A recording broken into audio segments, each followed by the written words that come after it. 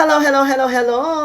Hello, hello mga ka-fresh, mga kabante, at mga friends natin online. At yan nga ay naimbitahan tayo ng manager na si June Lalin at entertainment editor din ng Abante para sa MediaCon at contract signing ni Raymond Gutierrez para sa Billionaire News Channel, specifically sa programang Agenda, kung saan ang mga anchors dyan ay sina Corina Sanchez Rojas, Pinky Webb at Willard Cheng. Ayun. At actually nakapagsimula na si Raymond sa agenda bago siya pumunta ng Paris nung nakaraang buwan.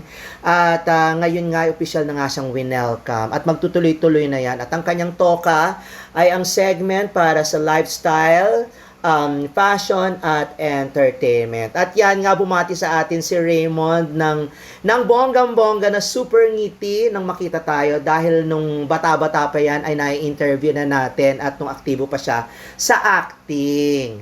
Ayun. At syempre sa media ko na yan na dinaluhan din ng ilang mga vloggers ay natanong kung ano pa ang mga gagawin niyang programa sa Billionaire News Channel at sinabi niya nga na wala pa for now pero gusto niyang magkaroon ng talk show at yun nga at nais nga niya sa ilang mga unang gusto niyang isalang sa interview ay ang kanyang kakambal na si Richard Gutierrez kung saan very very close pala sila na ikwento niya na nung sila ay mga bata-bata pa siya na pumipili ng mga damit ni Richard para sa mga gagamitin ito sa event or kaya sa trabaho, sa shooting, sa taping, at sa mga pictorial. At marami daw tayong malalaman pag siya mismo ang nag-interview kay Richard. At syempre, natanong na rin natin yung tungkol sa working relationship niya with Corina, Pinky, at Willard. At hindi naman daw siya na-intimidate dahil welcoming naman daw ang tatlo. In fact, nagkakabiruan na nga raw sila kahit bago-bago pa silang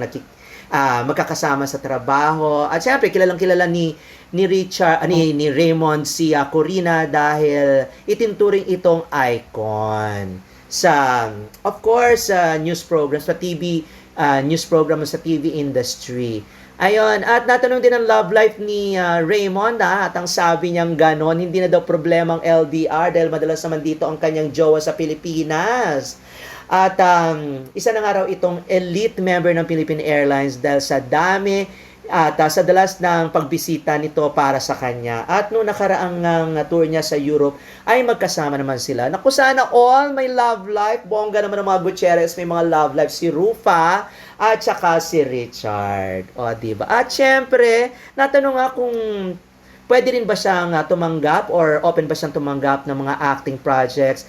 At naikwento nga na Raymond na meron nag-offer sa kanya ng isang BL movie nung pandemic kaya lang hindi ito natuloy dahil nga pandemic at siya naman ay nag-concentrate na sa kanyang fashion career bilang isang stylist at creative director ng fashion at syempre bilang isang influencer na rin sa fashion at syempre speaking of fashion natanong nga siya kung na tumatanggap ba siya or binabayaran ba siya ng mga brands para dumalo sa kanilang mga events like sa mga opening ng mga stores at sa mga runway shows at sa mga fashion shows. At sinabi niya naman ganon ay nasa pag-uusap nila yon ng mga brands. Pero ang maimbitahan ka para maging VIP sa Paris, sa mga runway shows at sa mga fashion shows diyan ay isang malaking karangalan na dahil ang mga dumadalo dyan ay mga sikat na mga personality sa entertainment, sa showbiz,